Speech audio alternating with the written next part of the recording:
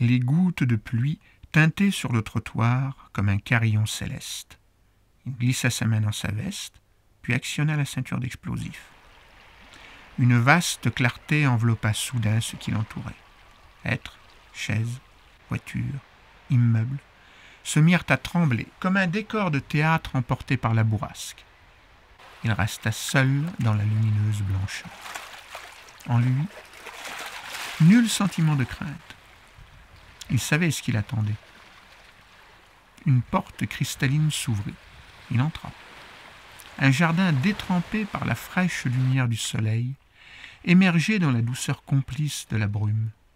À ses pieds, parmi les herbes folles, courait un ruisselet aux senteurs entêtantes. Hardiment, il s'avança. C'est alors qu'il les vit. Une foule surgissant des buissons en fleurs. Elle devait être 72. Il le savait, sans même avoir besoin de les compter. À présent assise, pâle dans l'éclat du jour, on aurait dit autant de perles posées sur l'écrin du gazon, comme sur un coussin de sinople, la couleur verte de l'art ancien du blason. Il restait là, immobile, paralysé. Les filles le terrifiaient et paraissaient au jeune homme timide qu'il était en réalité aussi inaccessible que Dieu lui-même. Elles se tenaient pourtant là. Leurs grands yeux dardaient sur lui, comme autant d'invites à s'approcher. Il ne savait que faire. Il ne savait qui choisir. Soudain, il la vit. Elle ressemblait à cette caissière pour laquelle il avait soupiré et qu'il avait rejetée, en fait, qui n'avait même pas daigné lui adresser un seul regard. Il bondit, arrachant d'un geste brusque le tissu qui tout à la fois dissimulait et suggérait ses atours. Elle, il la ferait sienne. Elle lui appartiendrait. La promesse serait tenue. Il connaîtrait une femme.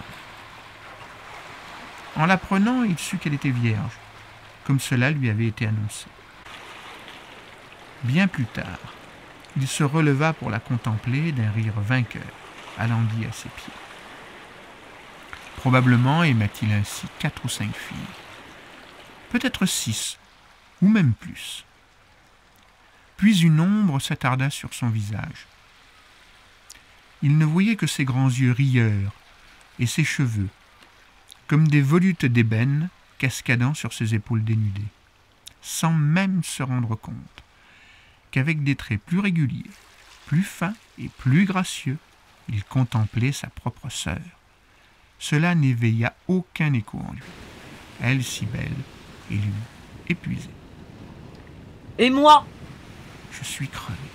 Plus tard, demain peut-être, murmura-t-il à regret.